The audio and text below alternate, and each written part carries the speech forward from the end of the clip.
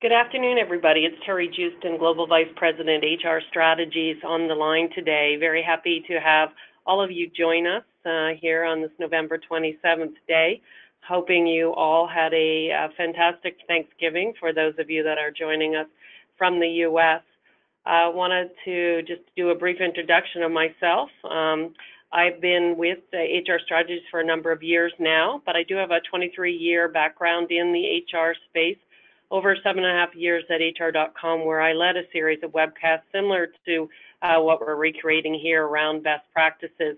More so at HR.com, though, I interviewed senior HR executives who spoke about their pain points, and certainly would love to talk to other HR executives about what's happening there in their marketplace.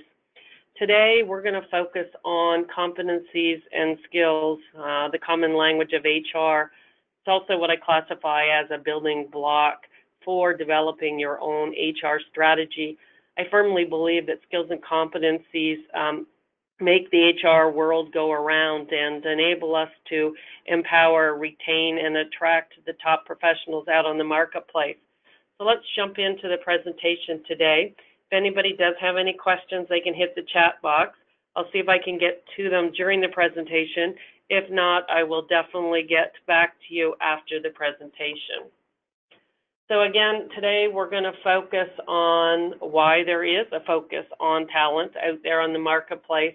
We're going to define both what competencies and skills are, as well as the models. We're going to talk about why they're important. We're going to talk about why people rolling out competency modeling fails. We're going to look at some best practices. We're going to talk about the impact of competencies on each of the areas of HR. We're going to talk on how to leverage them in your organization and how to use them properly in a talent management solution.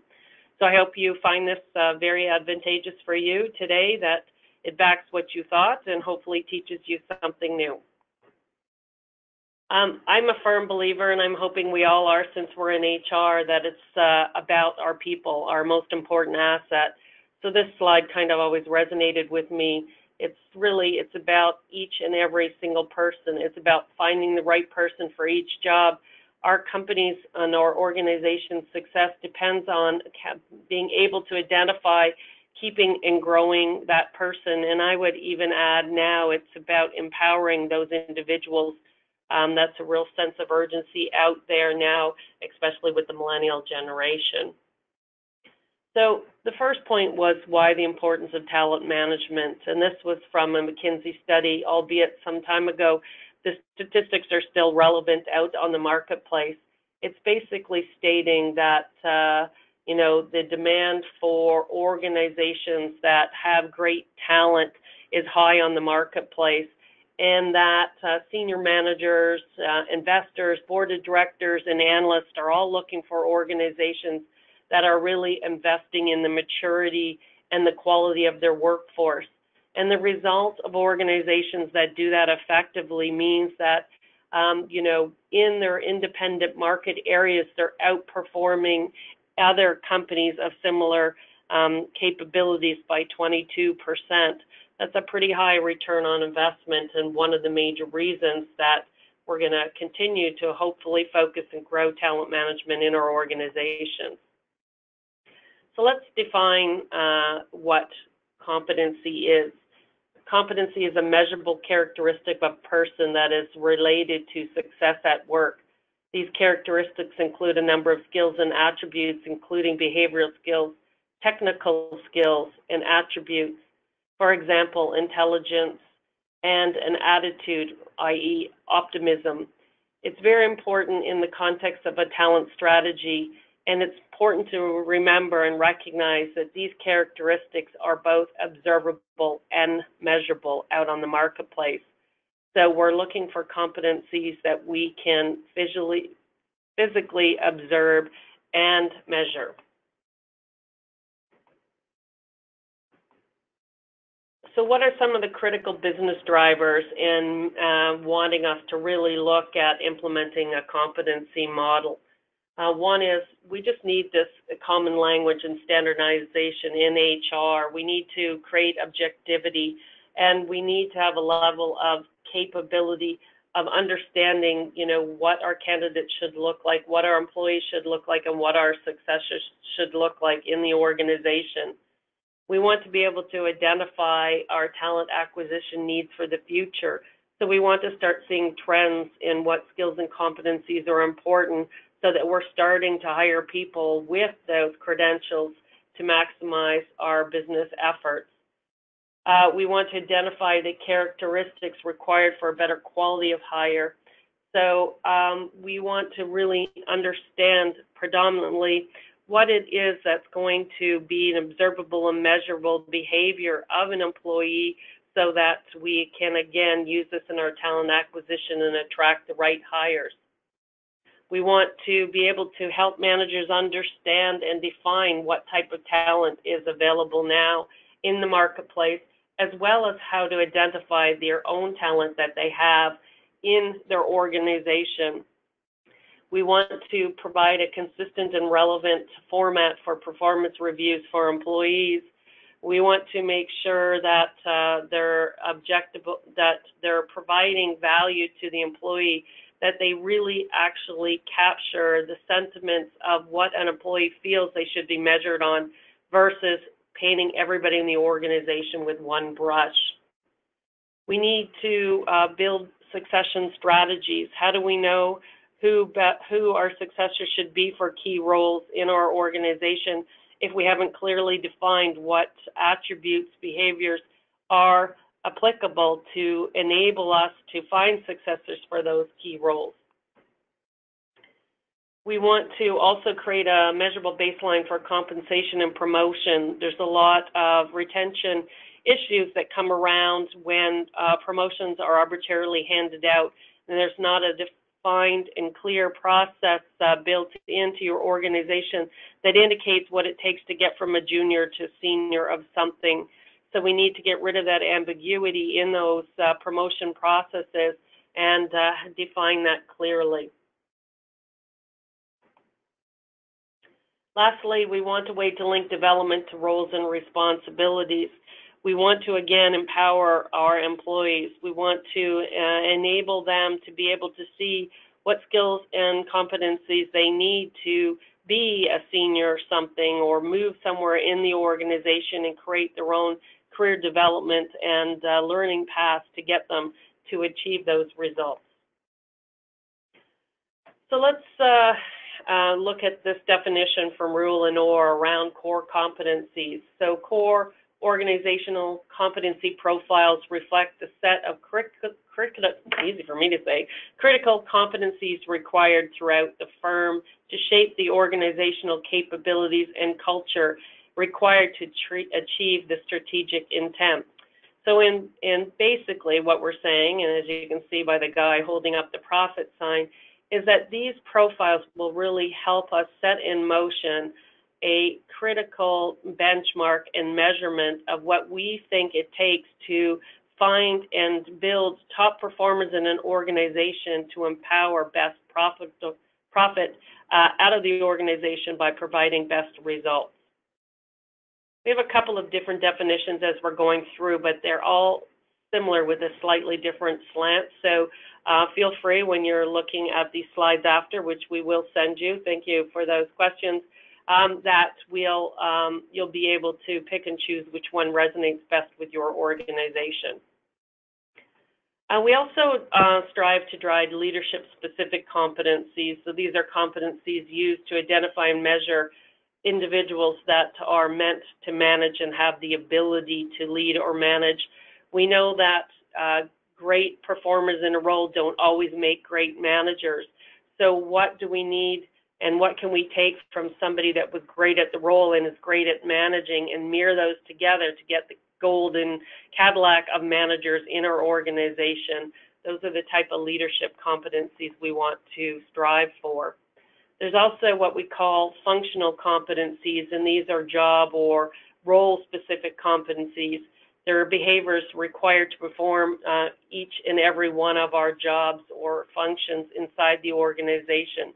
And unlike core competencies, which are done at the enterprise level or your business or your company level, these skills pertain specifically to the job function and can often be classified as skills in the organization. These are the ones, the role-specific or the functional competencies that we want to be brought into the performance cycle automatically to be relevant for the employee for their performance reviews. So here's a quote from Josh Burson. In the days it was Burson and Associates, and of course now it's Burson's by Deloitte. So he found that competency-based performance management varies by industry, market maturity, and phase of growth. He found that growth-oriented organizations have a tendency to focus on strategic competencies and to drive leadership behavior, where lower growth markets have a tendency to focus on general management behaviors. Also, he mentioned that high-performance organizations value competencies that build organizational capabilities, while lower-performing organizations focus on competencies that build individual capabilities. So I'm hoping you can differentiate the two. So one is driving overall corporate goals, where one is more focused on the individual strengths and goals for individual outcomes. And really, whatever we're doing in our organizations, it shouldn't just be about an individual. We should look at all that we're doing in HR as to the impact not only on the individual, but the teams he works with the departments he's in, with the organizational units that they're in, and then rolling all the way up to the overall corporate or organization. So the impact has to be more than just the individual, and you're going to get better results when you combine those two efforts.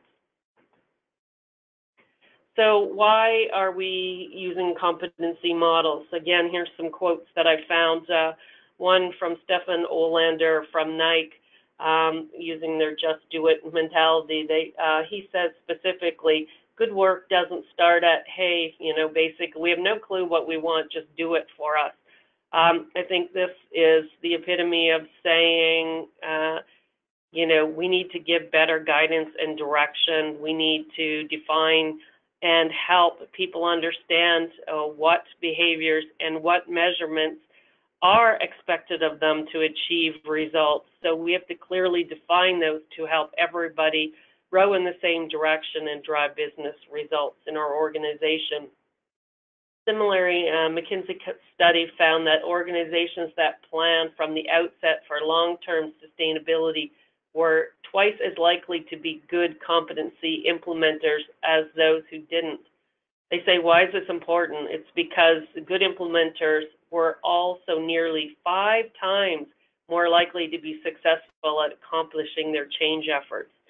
So again, with this world being more global, with us needing to be more agile, we really have to identify the skills and competencies that are applicable and effective in our organizations for allowing us to react to the changes that are in constant demand in the marketplace and allow us to be more agile if you are in a business that is seeing those trends, which almost all of our organizations are these days. There's a big difference, too, when we're looking at creating core competencies here around the need to have versus differentiators. I've seen far too often in my career that people that develop competency models use too generic of competencies that when you looked at them could depict any organization and doesn't really make them differentiate between each other. So high growth companies focus typically on competencies that differentiate themselves from their competitors, where what we find is the majority of companies focus on main competencies, including ones that can be developed.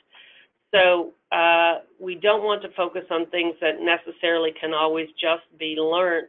We want to focus on things that clearly differentiate ourselves, and we're going to give you at least one example coming up.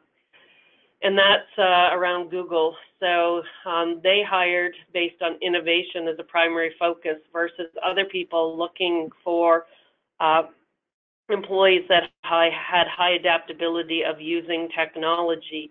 They were more than willing to give up a lot of other skills and competencies in their organization to focus on people that really wanted to make a difference and be innovative. And this is what has really spearheaded Google to be the success it's at today out on the marketplace.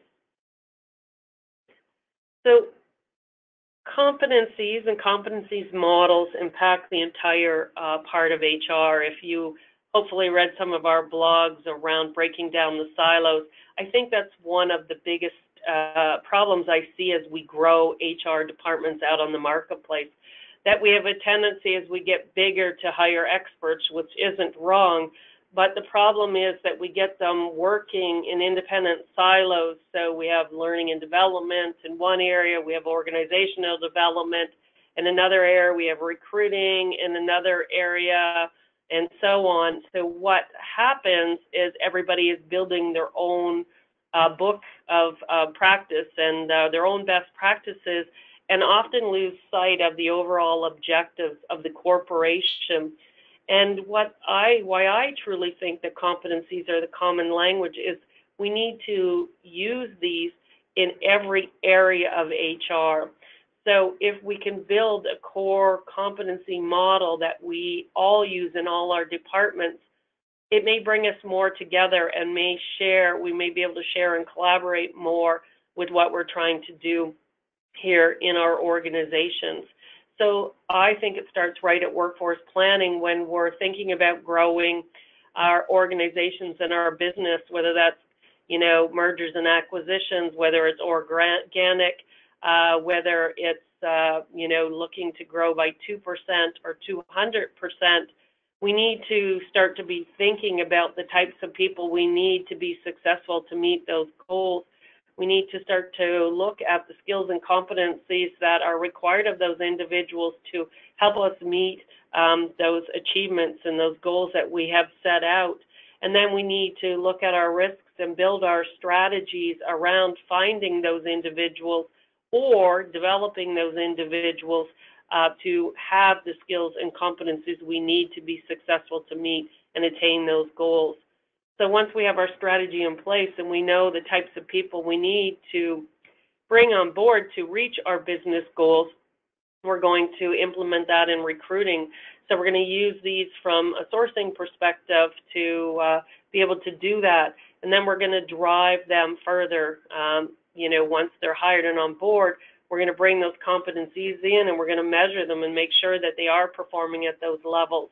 And if they're not and they need development, we're going to be teaching them how to enroll themselves or enroll them for assign to them learning that will help them develop for their potential roles as well as the roles that they're sitting in now. And then, of course, so we still need competencies in succession because we need to know what skills and competencies we require people to fill key roles in C-level positions. And lastly, it's important, again, for compensation, tie into compensation, because as we're promoting people and increasing their pay, we need to know what skills and competencies at what level dictates what type of pay grade and salary increase they get. We're going to go into these areas individually a little bit further on.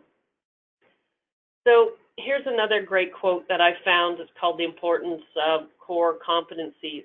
So when different HR processes are designed and implemented using the same model, it creates a holistic, self-reinforcing system.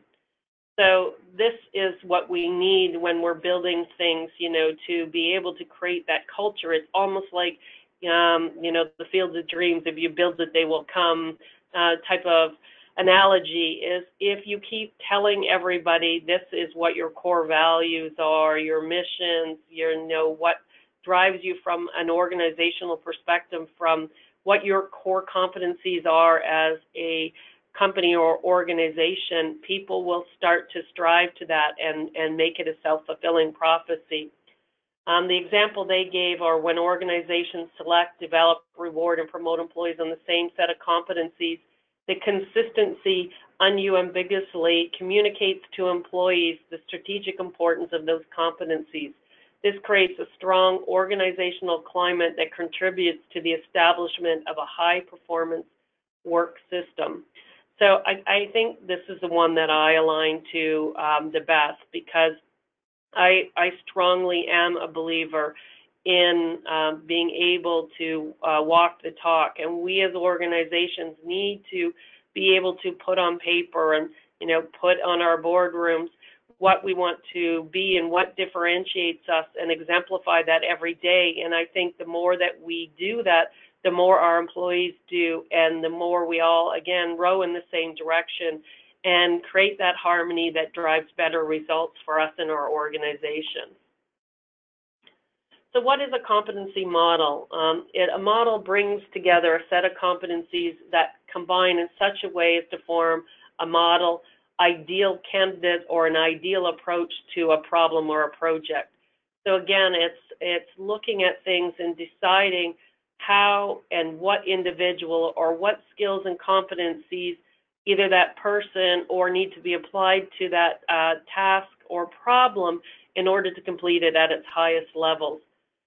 These are also the skills required to raise the bar and to perform at a high level. So obviously, if we have everything we need to be successful, we understand everything that as an individual and as a company that contributes to success, the more likely we're going to be successful in our organization. There are a number of different competency models out there, and this is an example one on core competencies where, again, we start at an individual level, move it to manager and executive. We don't want it to be just about the individual or the manager or the executive, but we want to group them by themes and bring them together based on positions here in the organization. There's also a functional competency model that's out there that I think resonates probably more applicably to everybody, and that's we're going to measure people based on everything that's common to the entire company. So I like to say 3 to 6 core competencies that really differentiate us from our competitors. Then we're going to have competencies, again, that are specific to what's going to take to be a very strong leader in our organization. And then next is what it's going to take to be a very strong person in the actual position or role that you're in from a department or group or functional area. And then lastly, when we get into those role specifics like, .NET or customer service, those are the ones that define it down even deeper. So everybody in the organization should be rated on at least 3 of those, and if you're a manager, 4 of these types of competencies. So what's the critical business decision? Well, if we focus on the right competencies for your organization, it will impact business performance, dramatically impact retention. Ideally, really now, especially with millennials, we want to impact employee engagement as well as drive a level of self-sufficiency or employee self-service so that they can create and develop and grow on their own. But more importantly, as an organization, it wants to protect us and make us resilient, as well as obviously at performing at the highest level of profitability as possible. And of course, if you're a non-for-profit, it's not about profitability, but it's achieving whatever your desired results are. So, if that's patient care, if it's helping underprivileged, it's the impact and value you have to the people that you're serving. So we've talked on and off about the benefits, and again, going back to Bowen and Ostrup, they specifically talk here about the benefits. So, it helps HR functions leverage their strategic roles by vertically aligning different HR practices to organizational strategic objectives. It also helps with the competency modeling. What it does, it helps facilitate the integration of talent management practices by horizontally aligning various HR practices. So this goes back to the part I was talking about of us creating these silos. So we have all these silos that operate independently. So how do we horizontally intersect those to get them communicating and working better? So their example is when organizations select, develop, reward, and promote employees on the same set of competencies, the consistency unambiguously communicates to employees the strategic importance of these competencies. So this creates a strong organizational climate that contributes to the establishment of a high-performance work system. So again, just can't reiterate enough, hence why I've kind of picked on this organization, Bowen and Ostroff, and their sayings twice here because it's so important to our success. It talked a little bit there, too, about being integrated. So breaking down these silos and being integrated, that also means in our technology. And here's a review here by Cedar Creststone that basically says if organizations are using integrated talent versus best-of-breed siloed talent, we would buy independently in each of our HR functions, the outcome for your operational income is 27% higher. So again, a very large cue and indicator for us that we need to be working together as an HR team, not as independent departments. So the largest barrier we've found on the marketplace to developing competency models is trying to over-engineer them. There's some competency models out there that have hundreds and hundreds of competencies. And I think if we try to tackle too much too soon, we never get out of the planning phase. So my suggestion isn't to start with hundreds of skills and competencies. You know, even starting with as many as 5 or 15 as a starting point is a good out of the gate block. If you do have the time and cycles and you want to develop a much bigger competency plan, I would still say you want to stick in and well under the 100 competency range. So here's my top 10 list of things you need to do to be successful in building out and creating competencies as a common language and using competency models. And that's communicate, communicate, communicate. Communication, as we know, is the key to organizational success everywhere, and it is no different in rolling out these types of models. What we want to do is include core, cross-job, and technical competencies. So that goes back to that circle model that I talked about. And of course, leadership competencies when it's applicable when you're dealing with leaderships in management. Don't reinvent the wheel. There's so many existing competency, both models and sources of competencies out there. Don't try to create and define your own. In a lot of software solutions, and I'm going to show you one at the end here, they have these competency libraries pre-built out that you can use and edit and massage to morph more to be resonate with your organizations. But let's not reinvent the wheel, folks. So much data and information is out there. Again, like going back to the differentiation, you know, every organization that is customer service focused talks about, you know, our customers are number one. Let's try and be a little bit more creative about what type of customers, why you're driving that, why your customers are number one, why you're treating your customers as number one, not just that your customers are your number one focus. So start at the top and work down. You know, it's more important in organizations to have these clearly defined for roles that we need to find successors in or hard to fill positions. So if we need to chunk this down and start somewhere, perhaps start at the top and work your way downwards.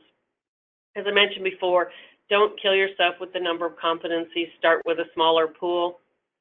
And use competencies as the common bond and language between HR. So roll this out. Make sure that all the departments are aligned, getting everybody using the same ones. And for the same reason is to drive that assimilation, to drive people to understand what your organization stands from and what you're trying to achieve so that you can be successful achieve those results. We want to use competencies to develop and align HR systems. So if we are buying HR systems out there in the marketplace, we want to clearly be able to take data and information from one module to another module and help us, as we showed in that circle graph where we talked about impacting all the different departments, from workforce planning to recruiting to compensation to learning to performance. We want to make sure that we're using these inherently throughout all of the systems. We want to create core competencies that resonate with your culture and mission. So I've said that a number of times, can't say it too many times. It will be the self-fulfilling prophecy. If you build it properly and you've clearly identified what differentiates you and drive your culture and your mission out of that, you will see results like you've never seen before in your organization, not just from a profitability perspective, but the huge change in your culture will be mind-blowing. And we all love to work for organizations that have a great culture. And lastly, we want to create core competencies linked to strategy and capabilities. So it's all fine in an organization to build goals, but it's hard for people to see how they can achieve those goals sometimes if they're not aligned to these core competencies of your organization.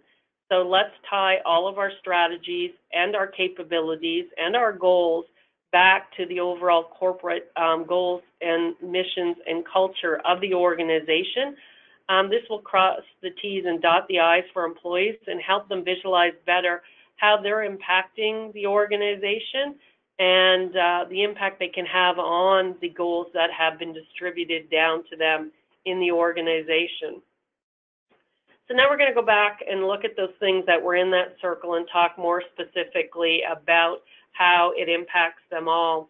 So I started to actually talk about a lot of this when I got on that slide and then thought I'm stealing my thunder from later. So here I am. So workforce planning, we need to identify the skills and competencies required for roles that are upcoming. Maybe we're just growing, we need more of the same people, that's fine. But if we're going to shift the markets that we're going to be operating in or the types of products and services we're going to be offering, we're going to need to see if there's additional skills that we may need. And it may be language skills because we're growing globally. It could be that simple. So we want to also indicate the readiness of our organization to adapt to changes. So that's the whole agility part again. So we need to see if there's specific skills and competencies that are required to help us be more nimble and agile in an organization to make these transformations that a lot of organizations are going through, or to hit these very large objectives that they have, especially organizations that are startup that are planning on growing by hundreds, if not thousands, of percentages. Workforce planning helps us identify obstacles to attracting and or developing skills and roles. So in our planning sessions, we're going to see what skills and competencies we need, and we're going to put risk factors and mitigation plans in play to help us make sure that we can have the right people in the right roles at the right time to meet our corporate objectives. So we want to, as we talked about, always measure. So we want to measure the impact of training on internal people and on preparing them for the skills and competency requirements inside the organization. So how long is it going to take me if I need 10 senior people and I've got 20 junior people? How long is it going to take to move those 10 of those juniors to 10 senior roles? What's required from a skill and development perspective to be able to accomplish that? So once, we have our plan in place, and if you're not using workforce planning, you're still obviously acquiring and recruiting talent to fill for people that have left the organization or just to meet growth needs.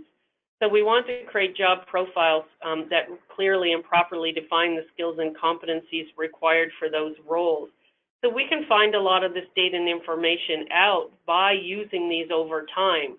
So again, over time, as we start to measure the success of these and we look at our top performers, we want to take that data and information about our top performers and bring it back into our talent acquisition product and make sure that we are adding those attributes to our requisitions so that we're hiring for the skills and competencies that resonate to and align to the top performers that we have in our organization. We want to provide data that helps define roles and focus sourcing efforts. So, we want to have these positions clearly identified, again, on what behaviors are required and necessary. Too often we hire on tasks and we get stuck in our marketplaces. So we want to hire, if we're in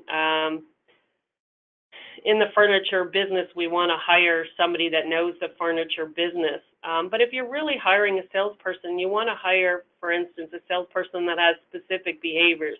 Or if you're hiring a customer service person, it doesn't necessarily matter so much that he has knowledge of the furniture space as it does that he has or she has the core competencies and behaviors that exemplify what makes your company great, because they can learn the rest of those behaviors and be top performers. Some of those other skills and competencies and behaviors that they exude, they can't learn. They have to inherently have, and you can't develop people to have those. So we need to shift how we recruit to be more on behavioral than we do on actual tasks that they've completed, like using CRM or knowing how to use a call phone system. Because behavioral-based assessments will help us flesh out these people and get our top performers for us. And we want to use these to judge our quality of hire data. So as we do these tests and as we do these hires, we want to, again, go back and check with this performance reviews and validate and measure that we are being successful and see what else is new in our top performers and tweak it and tweak our requisitions to find those candidates. So next we're going to talk about learning and career development, and a lot of this is focused on gap analysis. So when we hire somebody new, we talked about the fact there are certain attributes we can train them on. So we can go in and train them on the furniture industry now, our new hires, and get them up to speed. We can also train existing employees. So, talking about taking the 10 juniors to get them to be 10 seniors, what is the gap analysis? What core competencies are they missing that we need to develop them in to take them from a junior to a senior position in the organization? We want to use this learning and development to make them better, not only at the jobs they're doing now, but to help them with their future goals as well. So whether we're doing this to help ourselves meet those workforce planning needs, or we're doing it to enable and empower our employees to go out and choose their own career paths and pick their own learning so that they feel empowered, it's important, because development now in organizations is almost equal to pay. So we need to develop our employees, and we need to see the skills and competencies that they have, and we need to attach learning to those skills and competencies. So if they take a leadership training and they're sitting at a 3 as a leader, if the curriculum enables them to get to a 4, the system can automatically update that competency to show that they are now a 4. And this alleviates a lot of manual processes for you, and we'll discuss that further when it gets into the technology component of it. So obviously, for key roles for succession, we need to do this gap analysis and put the development in place. We talked about performance management already. We want to ensure that they have the agreed upon competencies and that they can perform the skills and meet the tasks and that are required of them of their job or role or position. And we want to align this to them to support the overall business goals and strategies of the organization. This is why we want to pull in those role-based or job-specific skills and competencies into their performance management and measurement. We want to have them directly aligned, so it creates a sense of believability, so so that they believe that the performance review is going to be reflective of their jobs and goals. We want to avoid those uncomfortable conversations that can happen under performance reviews in the system. I know there's a lot of dilemma out there around whether this can really drive innovation when we're doing these types of behaviors.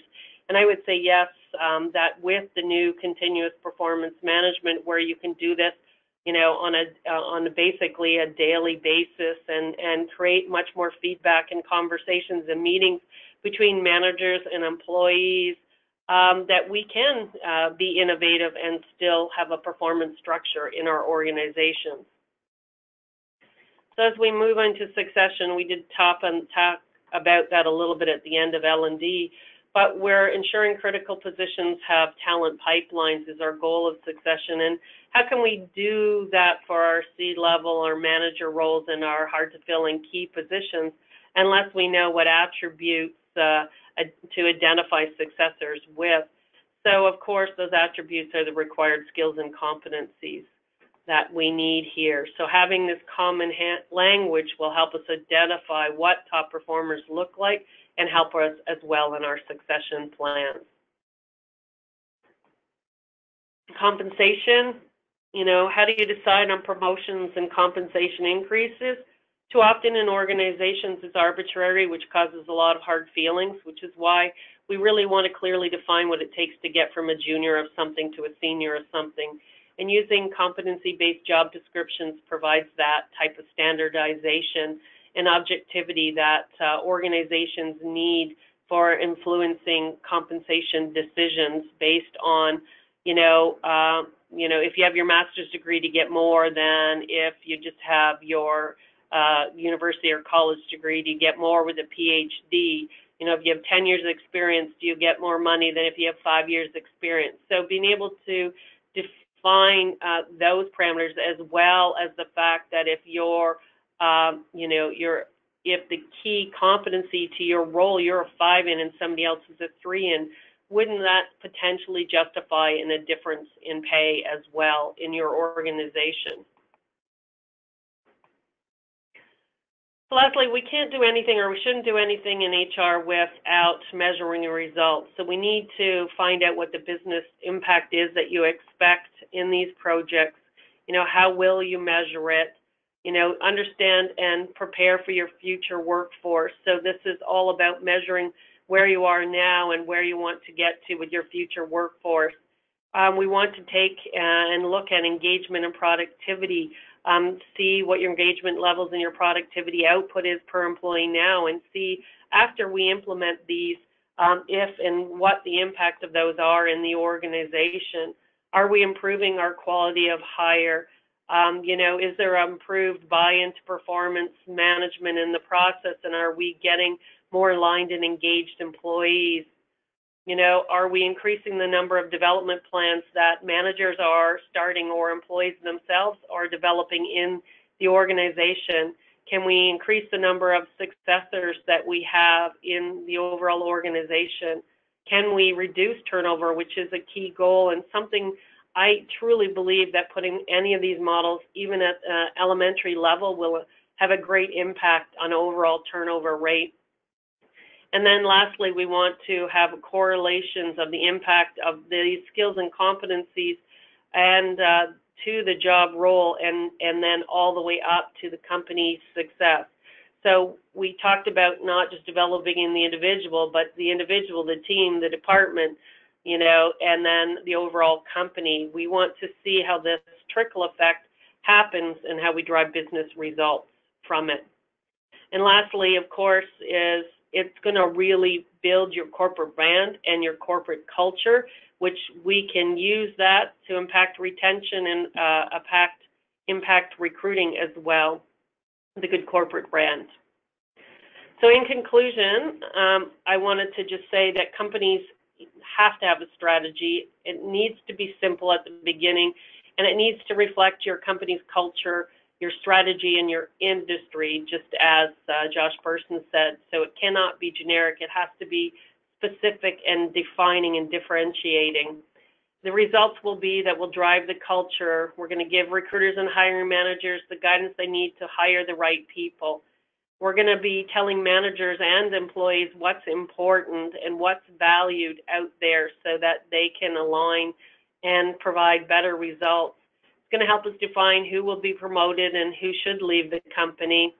It's going to help us contribute to equal and equitable compensation from our employees, as well as promotions.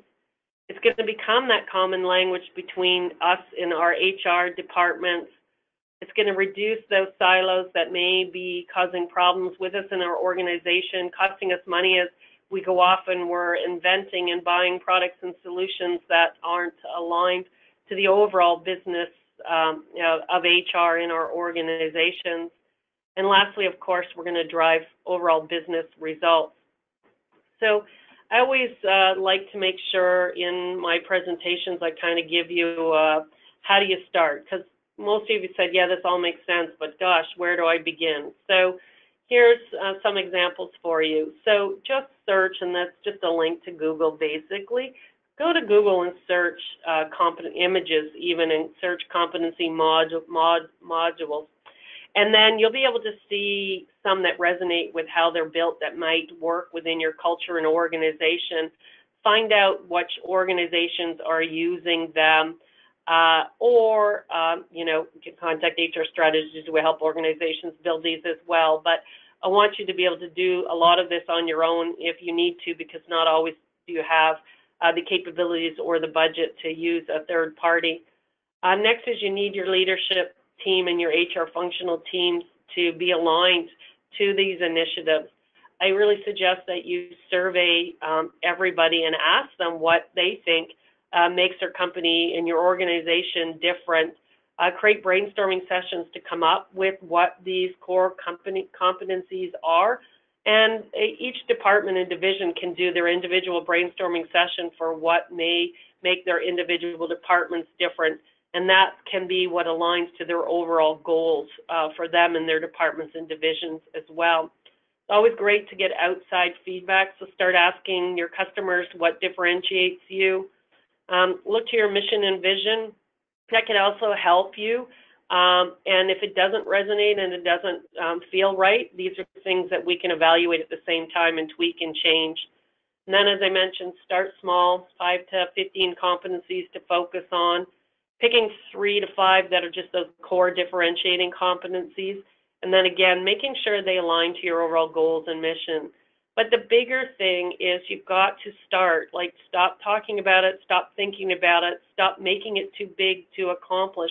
Just chunk it away, task it away, and get out there and get started on this for your organization.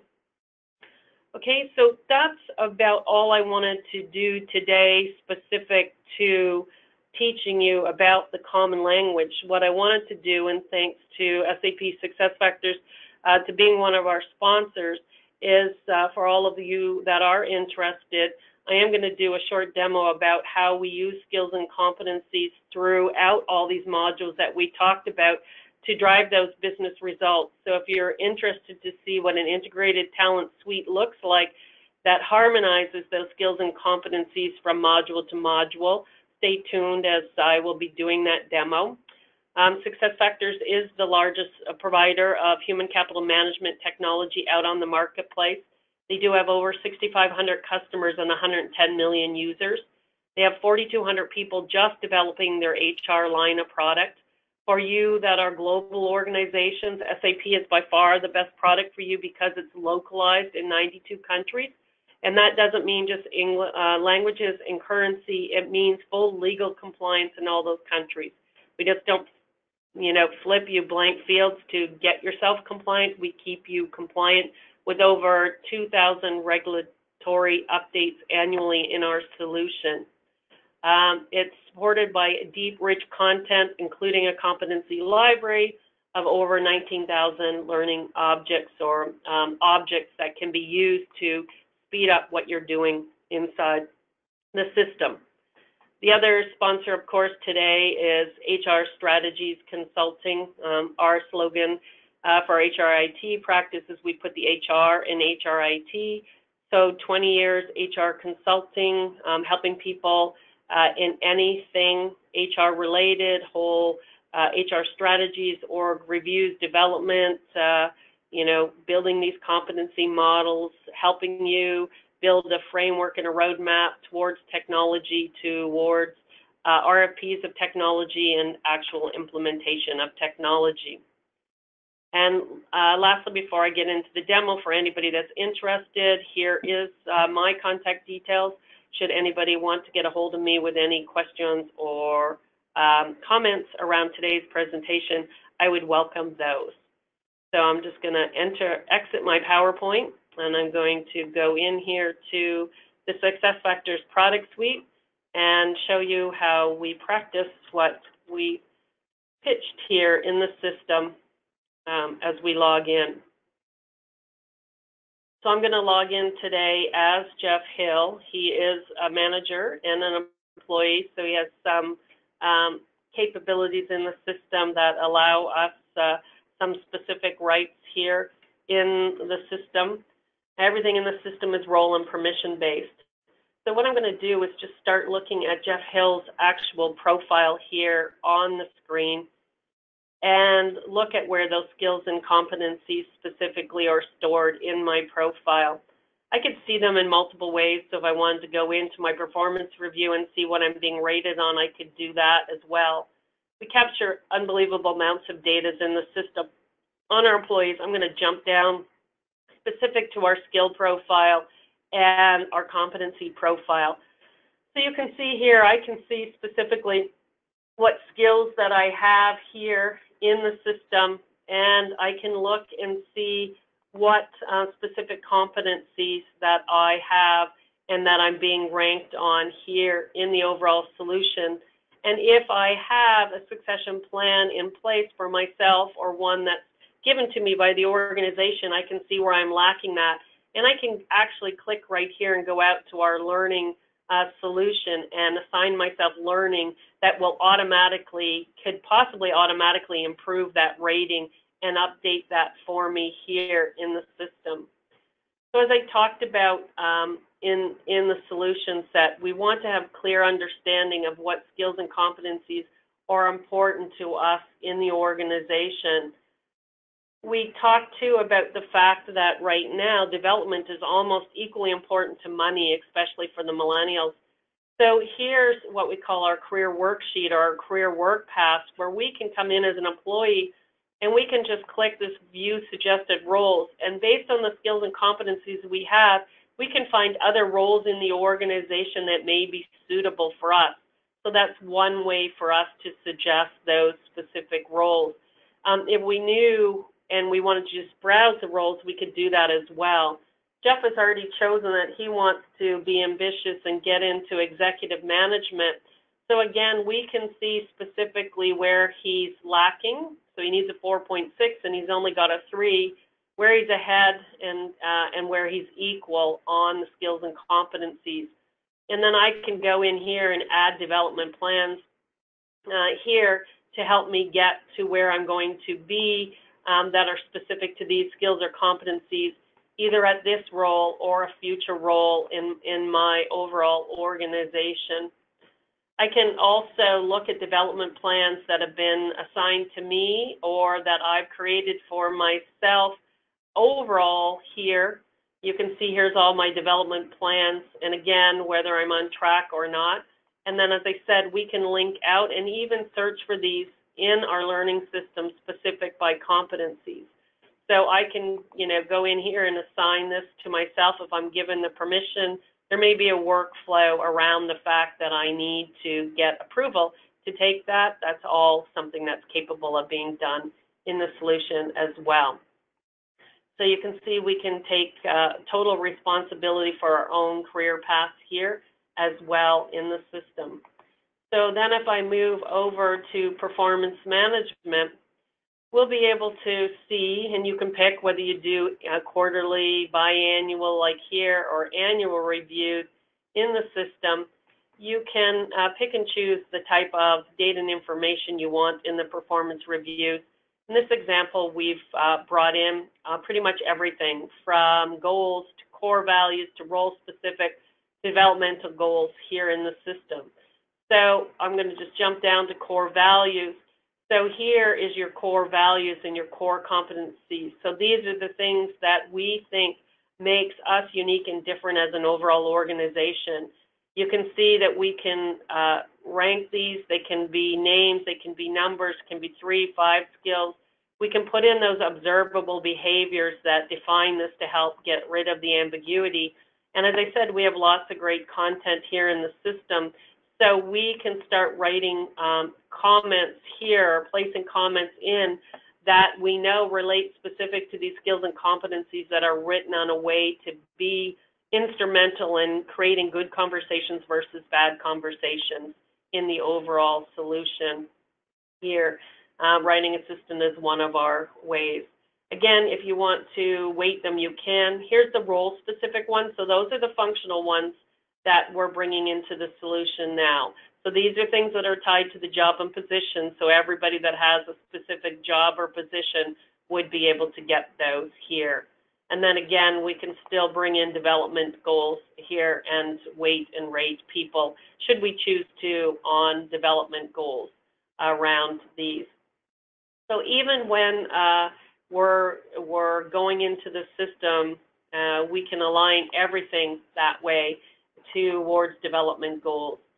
So let's go into succession quickly and look at that, and then we're pretty much going to wrap up, because I already kind of showed how learning and development can be tied into this and can be open up, and you can find learning related to it. What we want to do here is look at, we're looking at Jeff Hill specifically here. We're finding out that Jeff Hill is a key position by this key indicator here. So if I want to go in and add a successor, it will automatically search for the skills and competencies that are assigned to this specific job and role, and let me find other candidates that may be ready that I can add to these successor capabilities here. Or I could just go into the talent search here if I was looking for finding somebody for just position or any position. You can save these particular searches, but you can create your own searches that enable you to go through the database.